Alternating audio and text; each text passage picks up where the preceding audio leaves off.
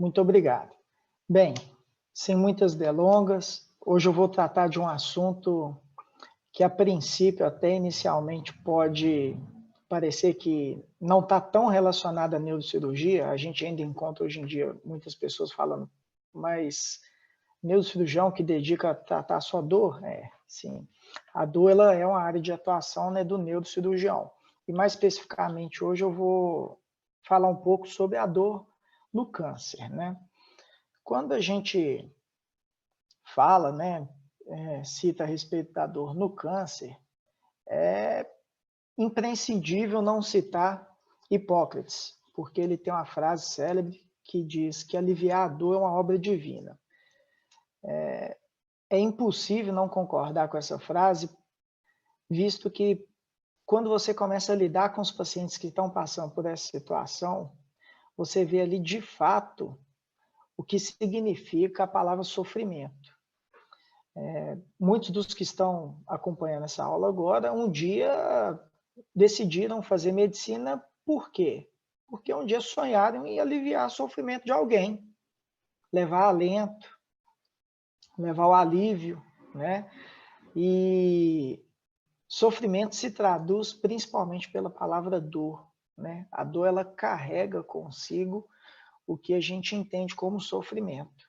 E você conseguir tirar a dor de alguém, que é algo a princípio aí até chega a se falar incompatível com a vida, certamente é divino. Eu gostaria que vocês vissem essa imagem nesse momento. Essa imagem ela tem um porquê que a gente está colocando ela aqui, que é para começar a mostrar a vocês que estão acompanhando a aula que dor vai muito, muito além do que se pode ver.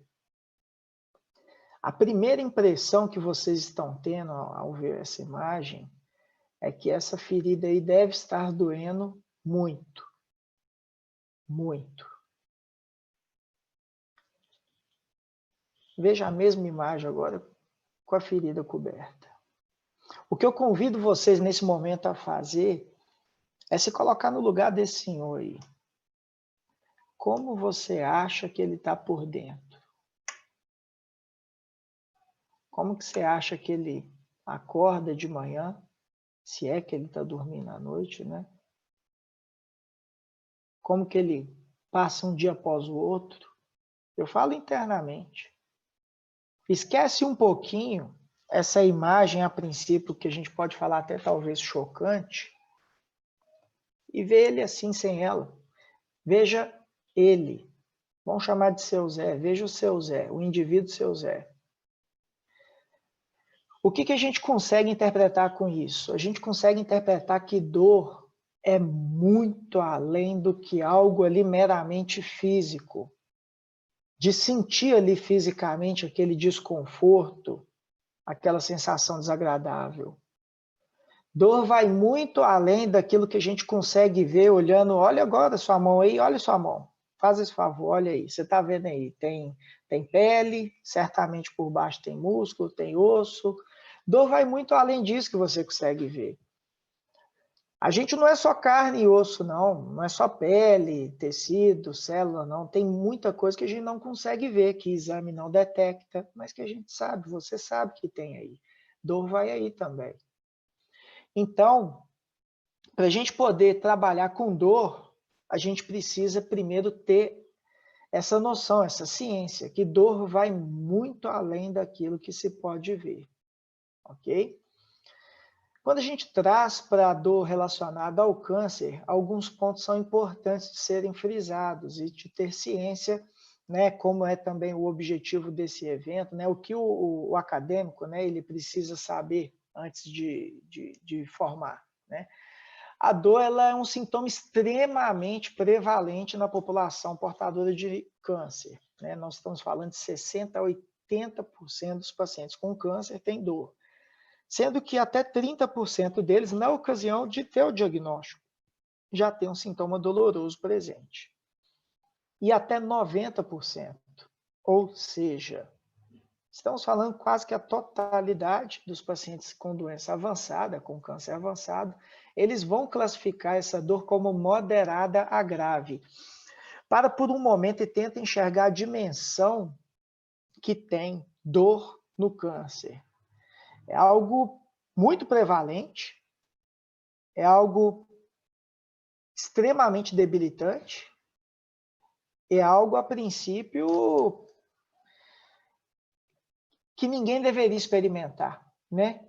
E a gente está vendo aí até 90% dos pacientes classificando como moderado a grave, né? E por que que dói ter câncer? Bem, os principais fatores causais estão relacionados à infiltração óssea. O tumor, o câncer, ele vai infiltrando, estrutura óssea, isso dói, a cortical. Compressão e infiltração de nervos periféricos do sistema nervoso central. A partir do momento que acaba comprimindo algumas estruturas, elas são sensíveis à compressão. Isso pode desencadear o estímulo álgico. Infiltração das vísceras ocas, ductos, vísceras sólidas, né? A gente sabe que as vísceras têm seu revestimento. A partir do momento que ela dilata, que muda a proporção, ela perde a conformação natural. Isso gera uma dilatação, isso causa dor. E infiltração, oclusão de vasos sanguíneos, linfáticos, né? Esses eventos também podem deflagrar a dor. E é importante a gente ter também o conceito que dor só pode ser manejada de forma multiprofissional, multidisciplinar. É impossível tratar a dor com um caminho somente. Eu tenho até esse desenho aqui que eu vou compartilhar com vocês.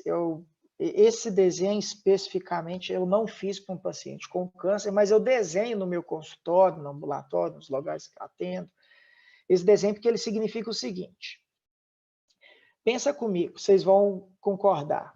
Vê se faz sentido. Se você tentar pegar um frango na roça, isso, a gente que é de Minas está muito acostumado com isso, né? Se você tentar pegar um frango na roça sozinho, você vai conseguir pegar? Não, não vai. Por quê? Porque o bichinho é espertinho. Se você correr atrás ali, é pequenininho, mas ele é espertinho. Ele vira para um lado, vira para o outro, te dá um olé, te deixa até no chão. Como é que você faz para pegar um frango na roça? Você precisa chamar uma turma. Você chama o Zé, o Marquinhos, o Romualdo, Marinha. Fala assim, pessoal, vão cercar aquele frango ali que eu estou precisando pegar ele para, sei lá, fazer um prato ali, o almoço. Aí junta todo mundo, um de um lado, um do outro, um aqui, um acolá, vai fechando, você abaixa e pega o bichinho. Dor no câncer, você precisa ter esse raciocínio de cercar o frango. Essa foi uma frase, certa vez, que eu ouvi de um professor, André Manzano. Você precisa cercar o frango, você precisa utilizar psicoterapia, você precisa utilizar medicação, você precisa utilizar, muitas das vezes, procedimentos intervencionistas, você precisa utilizar fé, espiritualidade.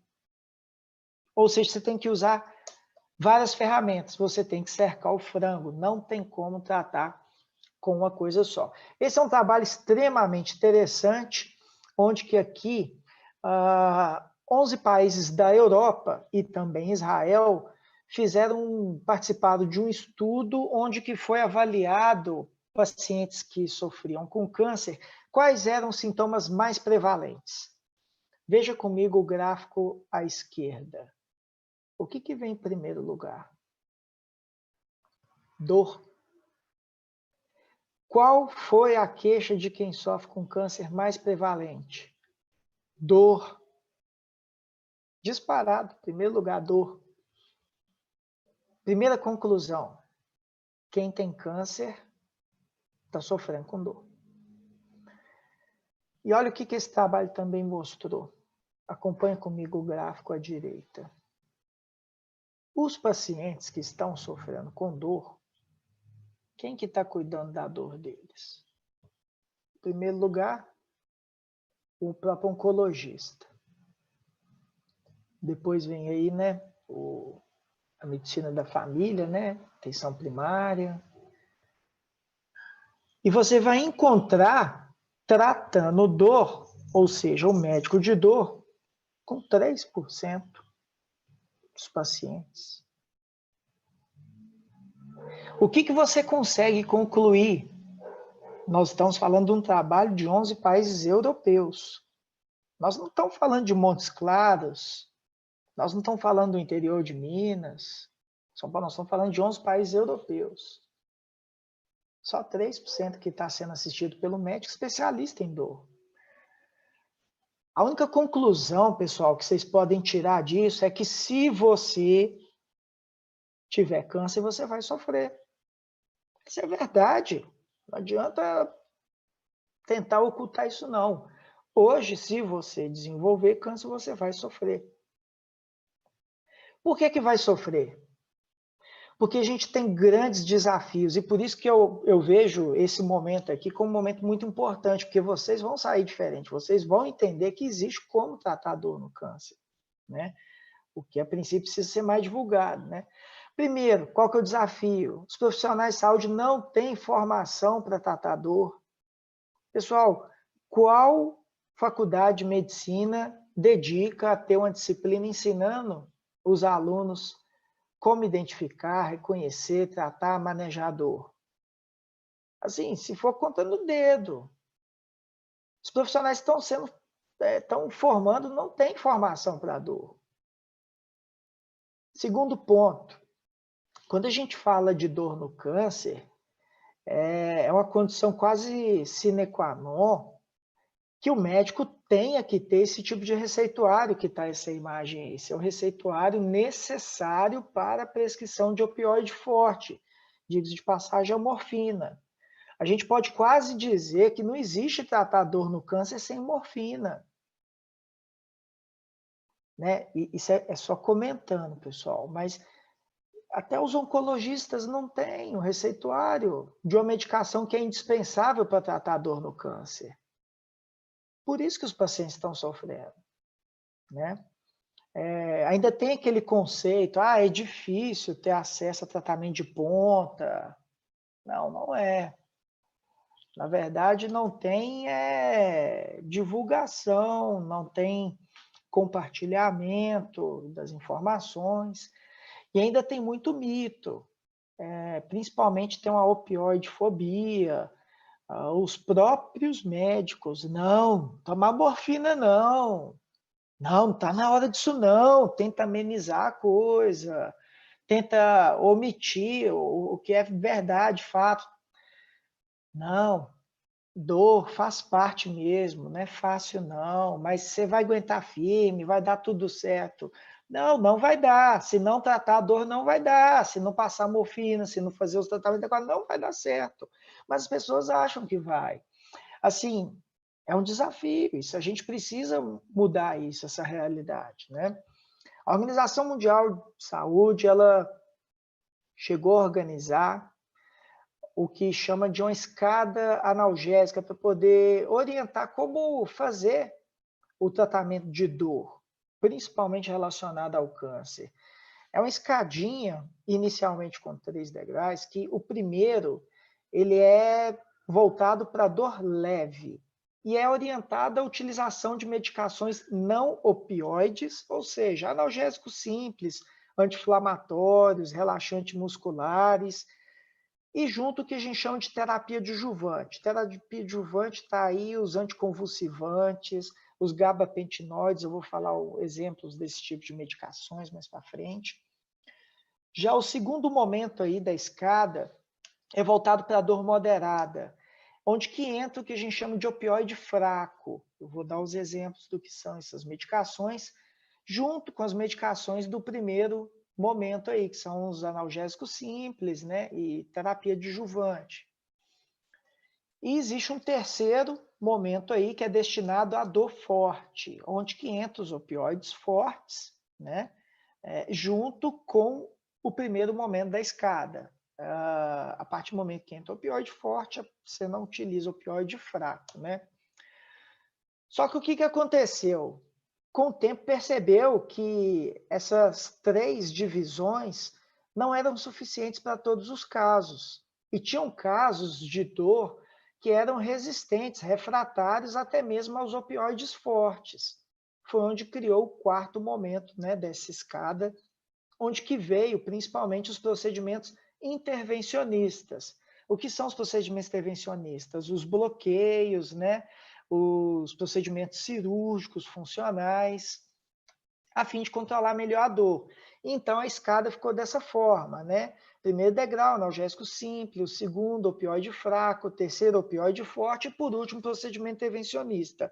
E em todo momento, sendo possível, associar as drogas adjuvantes. Vou citar mais para frente.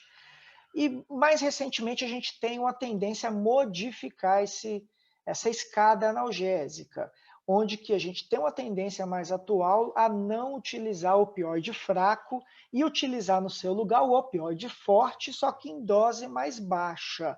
E também utilizar de forma mais precoce os procedimentos intervencionistas.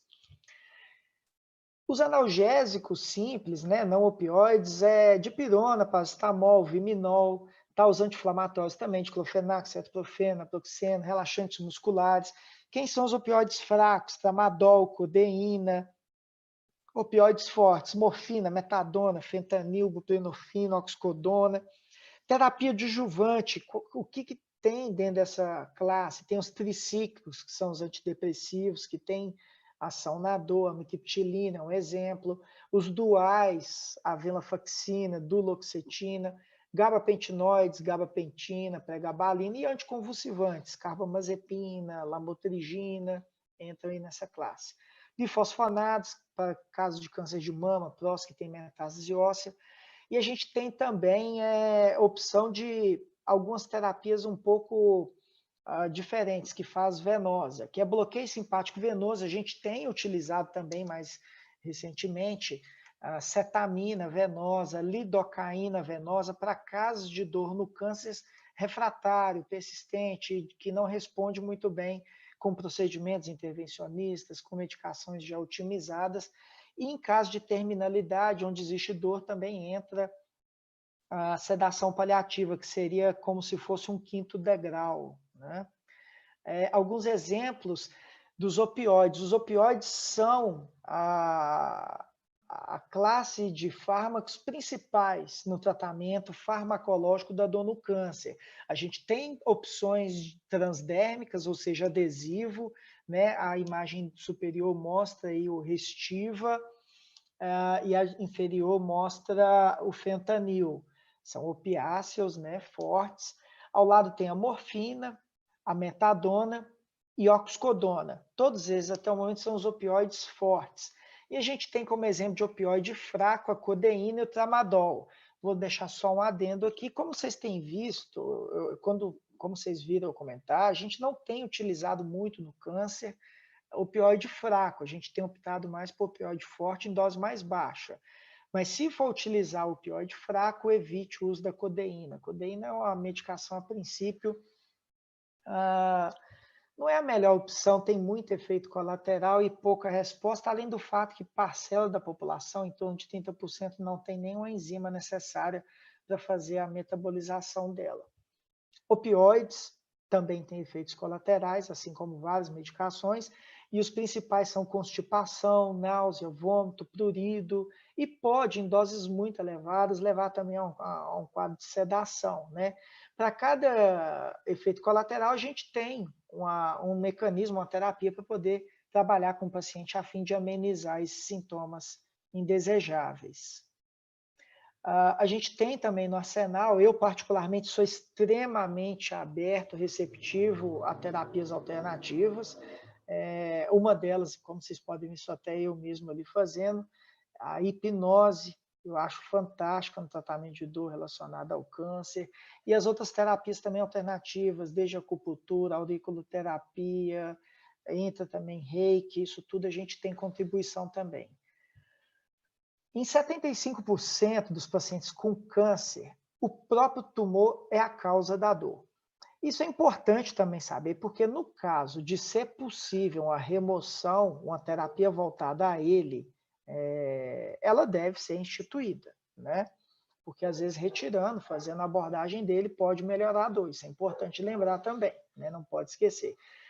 Mas acontece também que até 30% dos casos de dor relacionada ao câncer não são controlados com todas aquelas terapias farmacológicas que a gente citou. E para esses pacientes, principalmente, mas não só para eles, a gente tem opções de intervenção. Procedimentos intervencionistas são variados. A gente tem principalmente aí, a gente vai citar aqui para frente, algumas opções de procedimento intervencionista, as neurólises que podem ser utilizando fármacos, né? O fenol, o álcool, pode ser também utilizando a ablação, né? A radiofrequência que faz lesão térmica. A gente tem a opção de fazer a infusão de fármacos já diretamente no sistema nervoso, através da terapia intratecal, nós vamos ver também sobre ela. Neuroestimulação tem sua aplicabilidade, é pequena, mas tem em casos muito selecionados, e tem também as neurocirurgias funcionais, que também, apesar de ter, de alguma forma, perdido um pouco de espaço, né, com a neuromodulação, mas ainda tem casos que são bons para esse tipo de alternativa. Falando um pouco sobre intervenção, esse artigo do professor Chambers, ele é fantástico. Chambers é pai da intervenção, é uma referência para nós.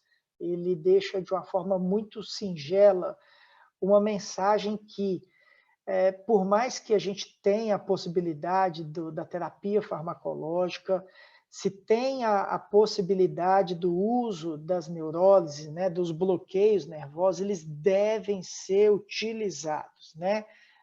O fato é de não ser amplamente utilizado, que não temos também médicos suficientes com formação, com treinamento, para poder realizar esse tipo de tratamento. Mas, tendo a possibilidade, essa forma de tratamento ela deve ser utilizada com convicção e persistência. Falando um pouquinho sobre neurólise, de uma forma simples de dizer o que nós vamos estar fazendo nas neurólises. Nós vamos estar interrompendo a via sensitiva, que por sua vez pode ser em várias topografias, né? Nós temos as neurólises simpáticas, porque vocês vão concordar comigo que a dor ela acontece porque a gente tem ciência dela, né? Tem a aferência que vai, no final da via, chegar ao córtex encefálico para a gente saber, existe um processo ali causando dor acontecendo. Se de alguma forma a gente conseguir interromper esse caminho, essa via, a gente vai estar modulando, a gente vai estar fazendo a terapêutica da dor. E é o que a gente faz aqui na neurólise, e a depender de cada situação, a gente tem uma opção para poder trabalhar. Por exemplo, essa aqui. Aqui é a neurólise do celíaco e do esplâncnico. Essa opção aqui ela é voltada para neoplasias abdominais, principalmente aquelas do andar superior do abdômen. Como é que funciona a neurólise? Neurólise é um procedimento minimamente invasivo, não tem corte.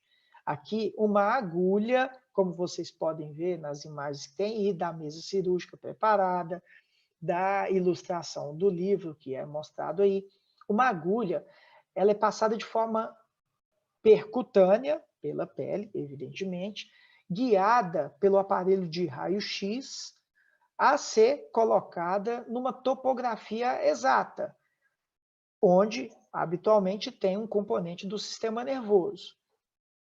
Quando ela chega no alvo, eu vou utilizar ali uma droga, um fármaco, que tem a função de destruir aquela parte do sistema nervoso ali, a fim de que ela não capte o estímulo doloroso. Esse exemplo aí, por exemplo, é um paciente que ele tinha um colangiocarcinoma, ele tinha uma dor 10 em 10, já havia tentado o ajuste farmacológico, as terapias farmacológicas, não teve sucesso no controle da dor, e foi realizado a neurólise do esplâncnico. Ele foi de dor 10 em 10 para 1, imediatamente após o procedimento. Né? No primeiro dia ele já estava com dor 1. Isso permite, inclusive, o paciente usar menos medicação, né? Que a gente sabe que não é isento de efeitos colaterais. Muitas das vezes a própria medicação ela tem o uso difícil pelos efeitos indesejáveis, né? Então, são procedimentos guiados por raio-x, onde é posicionado uma cânula, por ela é infiltrado ou administrado uma medicação que vai fazer a lesão do sistema nervoso para não permitir a aferência dolorosa. Uma outra opção é o ímpar. A neurólise do ímpar é uma opção muito boa para neoplasias da região do períneo, da região do reto, né? Pacientes que têm neoplasia ali nessa região, tem como a neurólise do ímpar uma excelente opção na terapêutica de dor. E assim como todas são, é um procedimento minimamente invasivo, guiado por radioscopia. Como você pode ver na imagem, o gânglio ímpar ele fica ali no finalzinho da coluna, ali na transição sacro-coxígea, anterior à coluna e posterior ao reto. Guiado pelo raio-x, a gente coloca essa agulha, uma agulha adequada, é uma agulha igual aquela utilizada para punção lombar. O uso do contraste é importante para poder você ter certeza absoluta do posicionamento da sua agulha.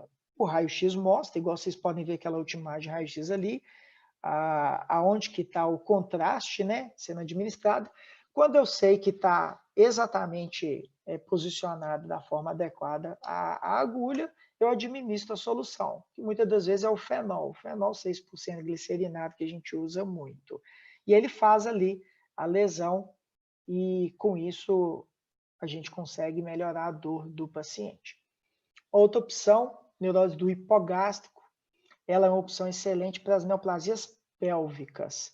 Da mesma forma, como vocês podem ver, ela também é minimamente invasiva, guiada pela radioscopia, e como podem ver também nas figuras aí, as cânulas, as agulhas são posicionadas aí anteriormente à transição aí de L5 na coluna lombar com S1. A gente utiliza o contraste para poder fazer o posicionamento adequado e depois de posicionado a gente faz a administração do álcool absoluto ou do fenol para fazer a neurose. Outra opção que vale a gente conhecer é para o manejo das neoplasias de cabeça e face, que é a neurólise do gânglio de Gasser. No caso do gânglio de Gasser, a gente utiliza muitas das vezes não um fármaco neurolítico, apesar que pode ser utilizado. A gente utiliza a radiofrequência. A radiofrequência é uma terapia que, através do calor, temperaturas muito elevadas, a gente queima aquele gânglio de Gasser ali a fim de poder tratar a dor do paciente, principalmente aí quando tem neoplasias de cabeça e face. É guiado da mesma forma pela radioscopia. A gente tem os marcos anatômicos, radiológicos, para poder posicionar de forma adequada.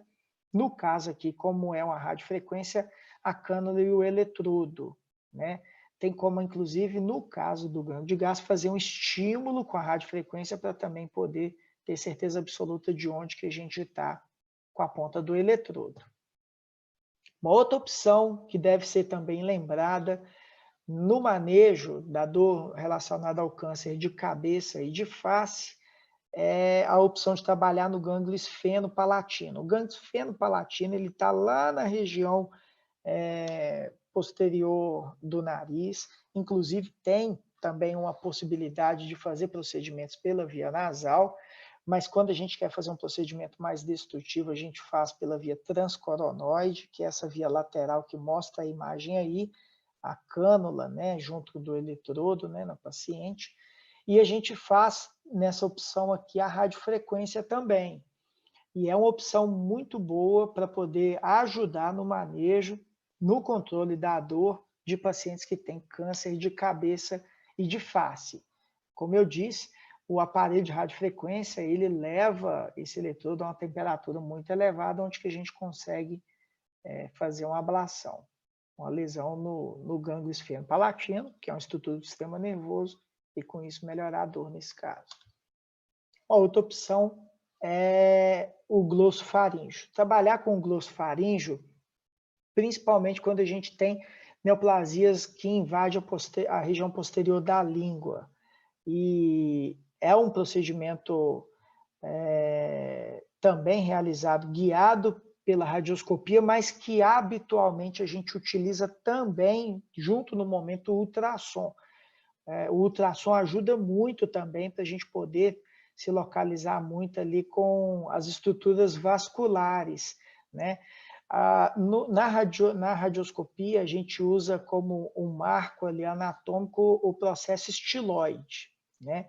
O processo estiloide está ligeiramente anterior ao nervo glossofaríngeo, então a gente tem ele como um marco, e junto do ultrassom a gente também tem a possibilidade de acompanhar ali as estruturas vasculares para poder posicionar de forma mais certeira, evitando também acidentes no pertuito, a cânula, a agulha para poder fazer a neurose do glossofaríngeo.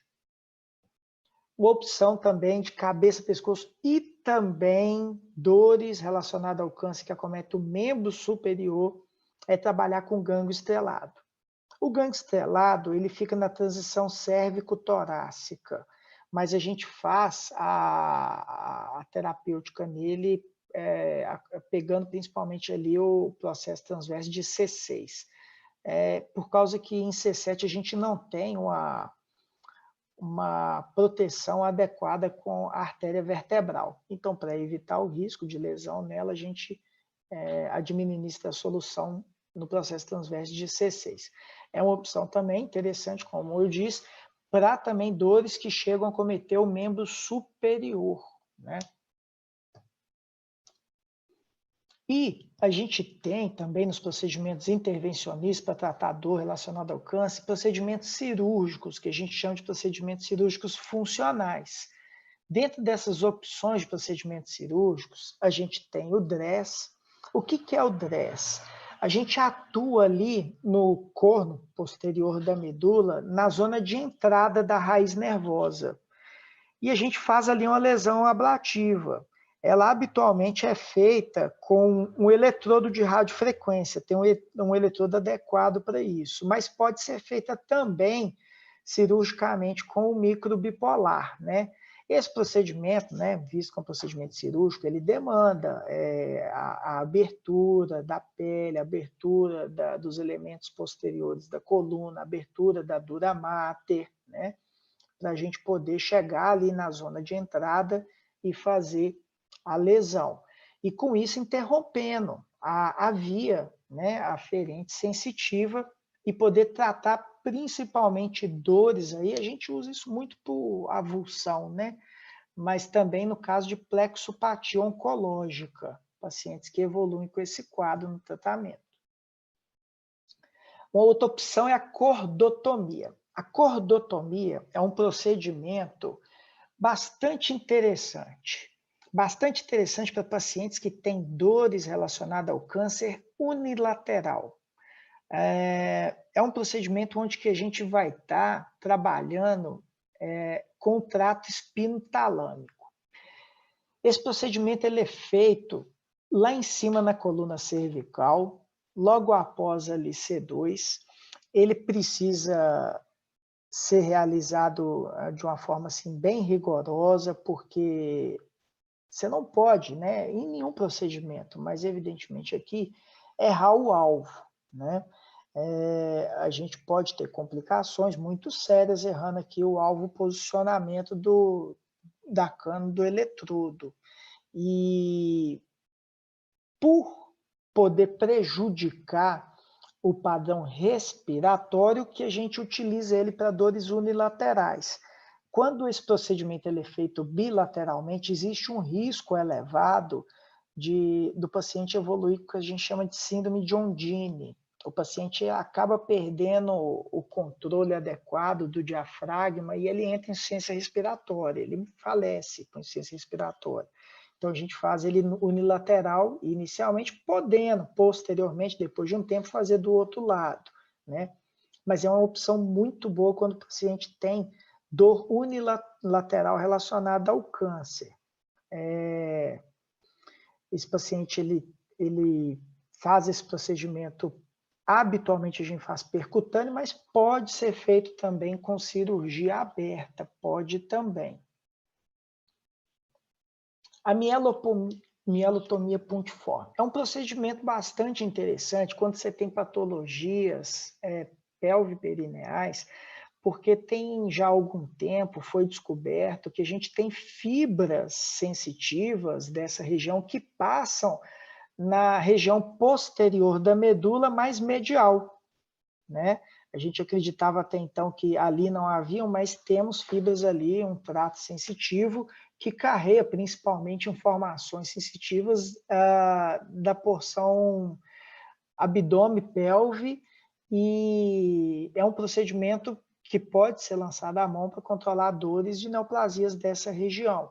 É um procedimento cirúrgico, é necessária a exposição da medula, e a gente insere uma agulha bem junto aí da linha média, de um lado do outro, em torno de 3 milímetros de profundidade, e a gente rompe essa via aí sensitiva para o manejo de dor relacionada a essas patologias abdominopélvicas. Temos também a opção de tratamentos orientados pela estereotaxia. Um deles, eu peço até perdão pela imagem à direita total, não é da mesencefalotomia, essa imagem, mas é o mesmo raciocínio. A gente consegue hoje com softwares, com exames de imagem, de ressonância, de tomografia, mapear o cérebro. E com isso mapear também núcleos que a gente tem nele e que a gente sabe a função, inclusive alguns deles relacionados às vias sensitivas. Com a ajuda da estereotaxia, a gente consegue fazer uma ablação pontual naquele local que, a princípio, é passível de ser modulado e interromper a via sensitiva de pacientes que têm dor relacionada ao câncer. É um procedimento que é interessante, é um procedimento que a gente deixa como talvez das últimas opções, e para pacientes que estão já com um prognóstico não tão favorável, porque a médio prazo tende a retornar a dor. E a hipofisectomia. A hipofisectomia antigamente era muito utilizada para pacientes que têm metástase ósseas. Aí passou um bom tempo sem ser realizada, sem falar nela, ela desapareceu. Agora, recentemente, está retornando. A hipofisectomia é um procedimento que, no fundo, a gente não sabe perfeitamente como funciona, mas o fato é que funciona, para casos de metástases ósseas, onde que a gente faz uma lesão que pode ser por radiofrequência, ou pode ser também uma lesão química, onde que a gente vai colocar como alvo a região celular da hipófise. Chegar nessa região, preferencialmente com o uso da estereotaxia, né? É uma ferramenta que tem aí disponível para a gente utilizar e muito, vamos dizer assim, milimetricamente calculado, né? Mas a gente pode utilizar também a própria radioscopia, né? Dá para fazer também, guiado por radioscopia, né? Esse procedimento. E para o paciente que tem metástase óssea, dor difusa, já metastática, é um procedimento bastante interessante e habitualmente é um paciente que não tem um prognóstico a longo prazo, né? Já é um paciente mais terminal.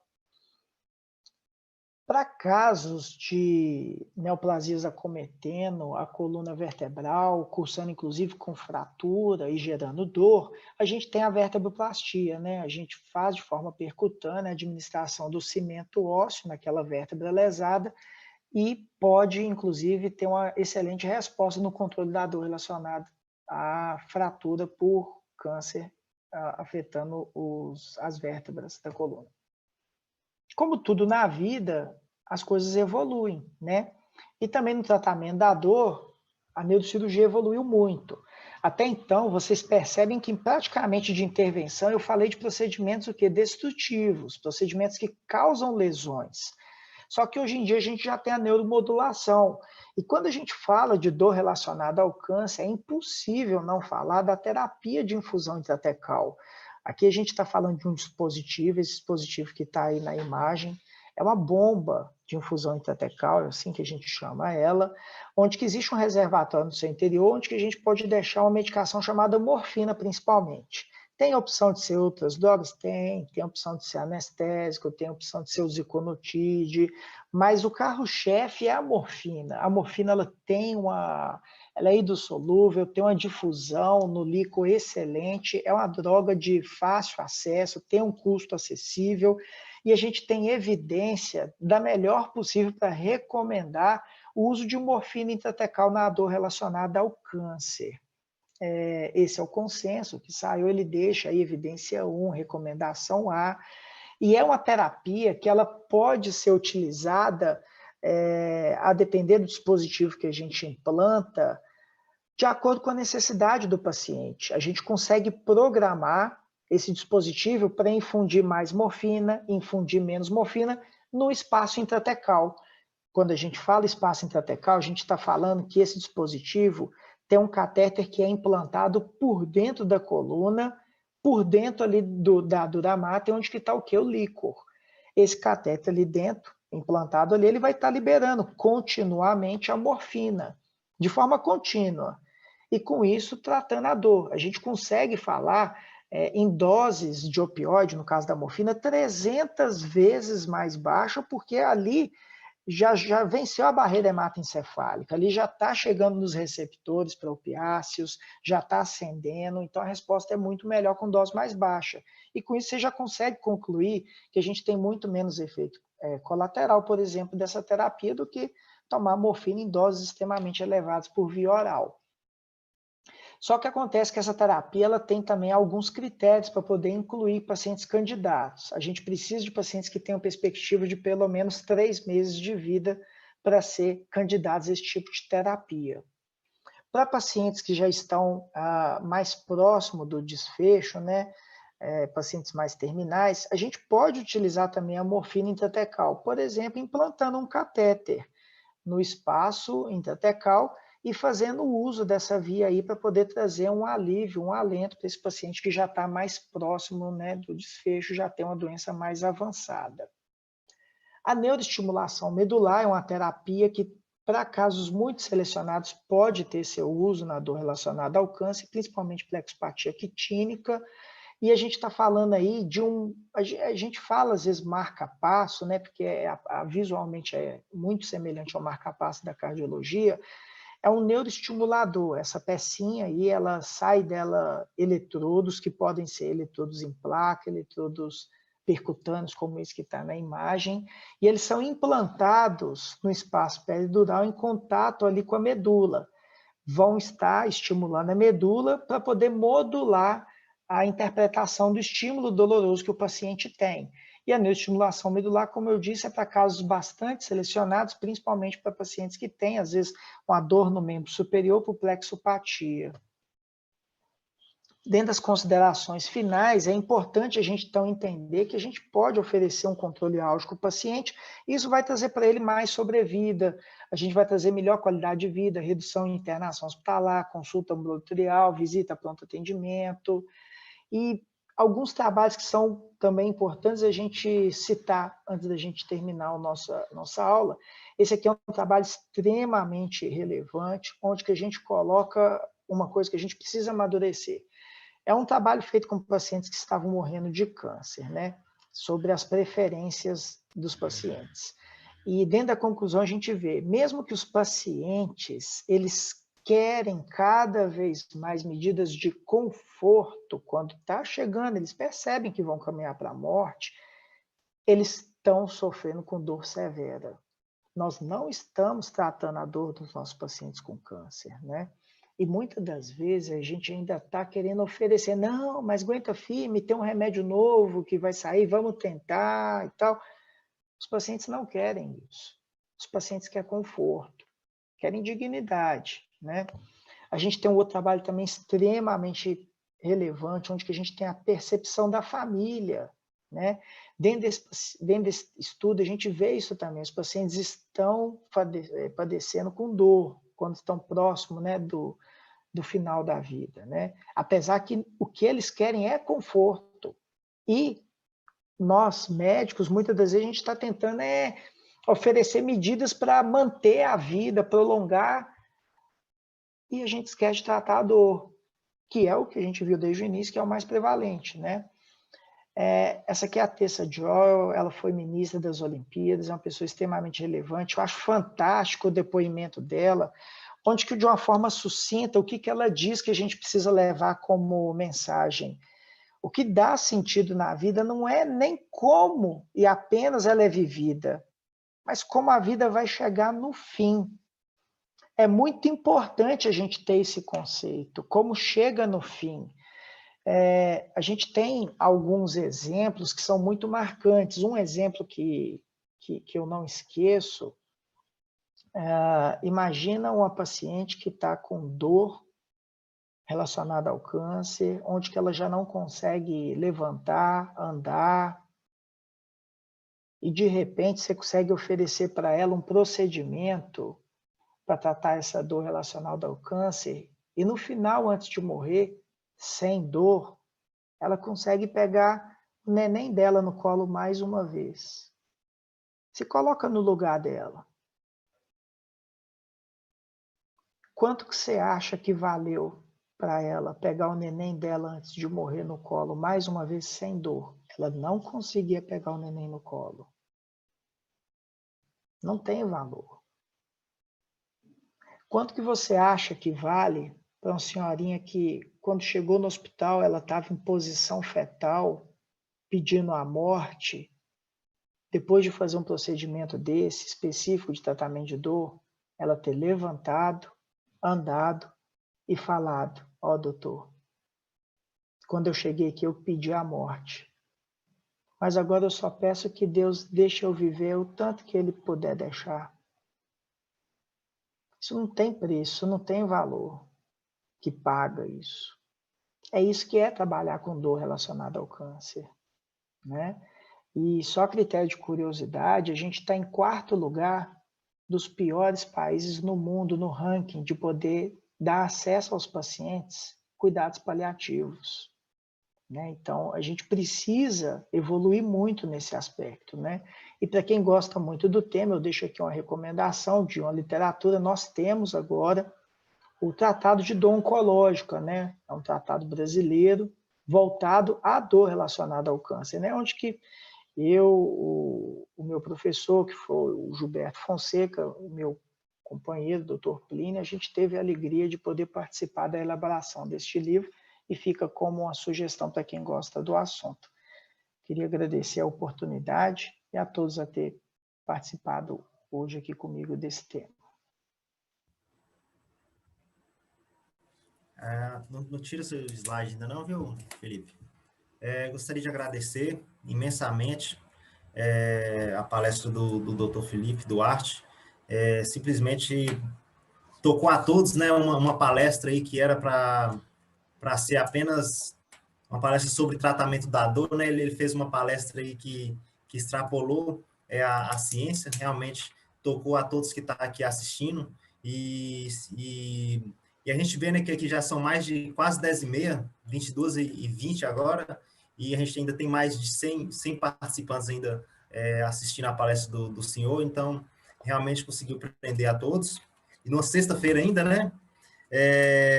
Sem dúvida, principalmente nós acadêmicos de medicina, né, assim, é muito carente mesmo nessa questão do tratamento da dor, e eu vejo, principalmente também você falou no final aí, a questão da medicina paliativa. A gente não tem um momento na faculdade em si que a gente estuda a medicina paliativa de fato, né, tem as ligas e tudo, mas se não for pela liga, não vê. Sem dúvida, a gente vai sair daqui a partir dessa palestra sua com outra visão da dor, sobretudo a dor relacionada ao câncer. A questão agora aqui, só passar para a questão das questões. Tem algumas questões aqui, viu, Felipe? A primeira questão é da Laura Emanuele.